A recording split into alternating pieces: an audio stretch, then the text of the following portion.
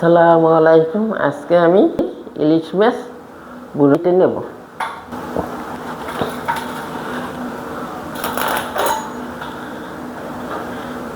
ইলিশ মাছ না দিয়ে শুধু পেঁয়াজ বাটা দিয়ে ইলিশ মাছ মনে করলে খেতে অনেক সুস্বাদু।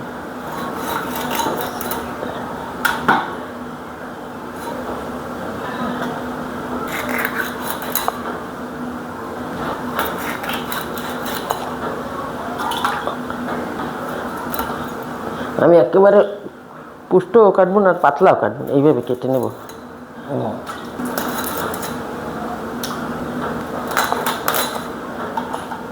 শাস্ত্রে ইলিশ মাছ স্যার, চিংড়ি মাছ বেহা। ইলিশ মাছ স্যাহা দিলেই খাওয়া যায়। চিংড়ি মাছ যদি একটু বেহা হয়ে যায় তাই হয়ে যায় সিদ্ধ।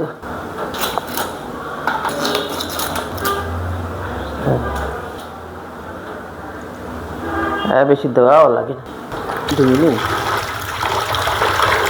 এইভাবে দু তিনবার পানি ধুয়ে নিলেই হয়ে যায়।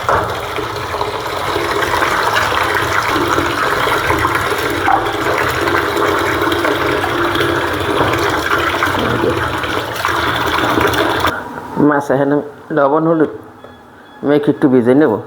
বেশি ভাজবো না, সামান্য একটু ভাজবো। বেশি একটু মরিচের গুঁড়ো দিয়ে দিলাম। কিছুক্ষণের জন্য রেখে দেবো। ফ্রাই প্যানে তেল দিয়ে দেবো।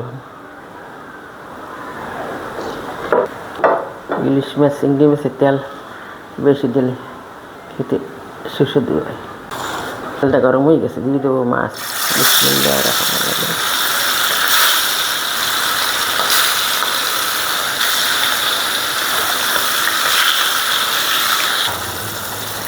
মাছটা এক সাইড ভাজা হয়ে গেছে, মাছটা তুলেই দেবো।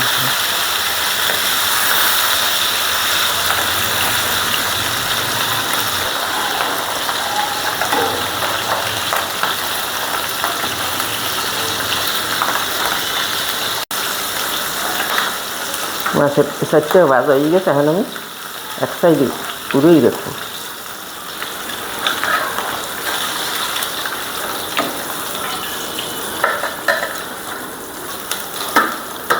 দিয়ে দিলাম পেঁয়াজ বাটা, কয়েকটা কাঁচামরিচ আমি খালি করে দিচ্ছি।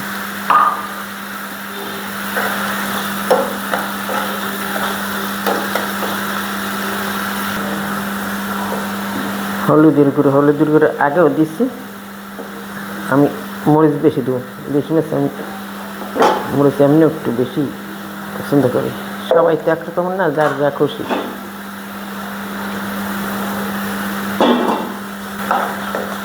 এখন এই মশলাটা আমি সুন্দর করে কষাই নিই। মশলাটা আমি আর কষাই নিই, পুরো তেল ছাড়িয়ে দেবো। ওই পরে দেবো জল। তেল ছাড়িয়ে দিয়েছি, এখন দিয়ে দেবো জলের পানি। দিয়ে দেবো ভেজে রাখা মাছ।